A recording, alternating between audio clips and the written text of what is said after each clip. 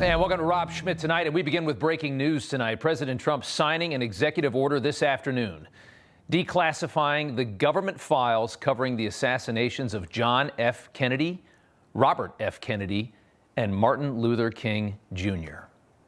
Mike Benz is a former State Department official and an expert on America's intelligence state, and he joins us now right off the top here to discuss what we could learn when these files inevitably come down, we think maybe in the next day or two. And Mike, it's good to see you tonight. Thanks for coming on. It's so interesting because there's been so much fascination with these assassinations for a long time. A lot of people wonder if we're going to learn that our government was perhaps involved in these killings. What do you think will be revealed when this comes out? Well, I have to note that while this is hugely exciting that this is a week one executive order that includes not just JFK, but also RFK and MLK, I do need to ring the alarm, I feel, that in actually reviewing the language of the executive order, it requires that within 15 days of the order, the Director of National Intelligence has to present a plan to the President for declassification. Now, the current acting Director of National Intelligence, Stacey Dixon, is someone who is diametrically opposed to President Trump's agenda, someone who has made DEI the #2 priority of the office of the Director of National Intelligence.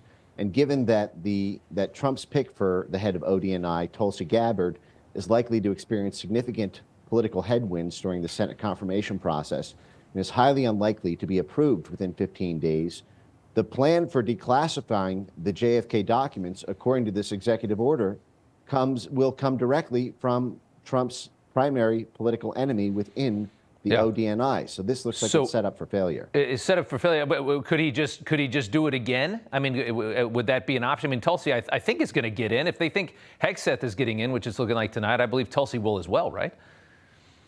Well, it's possible. I think with the Pete Hegseth issue, the concern is about approving a Trump loyalist. Yeah. I think with the Tulsi confirmation, there are other factors involved around the fundamental nature of U.S. foreign policy that is likely to allow Republican holdouts. We saw, for example, Lisa Murkowski just today say that she would not approve Hegseth.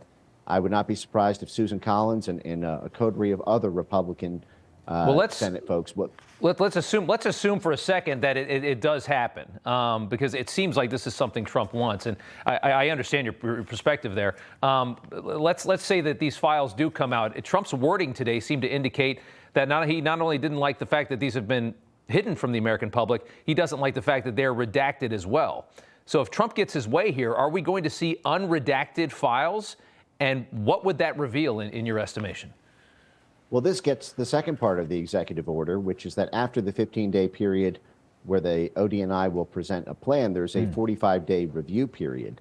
And the issue there is the folks doing the review, if it's the acting's ODNI, may simply decide that certain things cannot be published in that respect. And then also, there is not currently a declassification board created by a Trump executive order to extend what can be reviewed, because currently, the only files that comprise the JFK files are the ones that were hand-selected, 75,000 documents that were hand-selected by the Central Intelligence Agency, which many suspect may have had a hand in that. Certainly, that is what Bobby Kennedy believes. And so we need an independent review board, not just the documents that are currently set to be reviewed to be declassified. You don't think our intel, you don't think our intel agencies are going to willingly let this out? Do you believe that the government had a hand in these assassinations? I think a lot of people do. There is an open question as to whether or not they made it happen or knew it was going to happen and allowed it to happen. A sort of let it happen versus made it happen debate. The fact is if you read JFK and the Unspeakable, or any of the other literature that's been published since the declassifications of the 1990s, the Central Intelligence Agency was reading Lee Harvey Oswald's mail before it even got to him, because they had an in-process counterintelligence operation fingering him after his activities in Russia and Cuba, which means they knew everything that Lee Harvey Oswald was saying on the phone and receiving in the mail. It would literally come to the local CIA station house branch before it went to his own home residence. So there's a question of whether or not they allowed it to happen or failed to stop it, in which case you have a medium-sized scandal, or whether or not there was central coordination, in which case you have an international scandal. You know, everybody's reporting the same stories, the same spin. You turn the channel, it's always the same.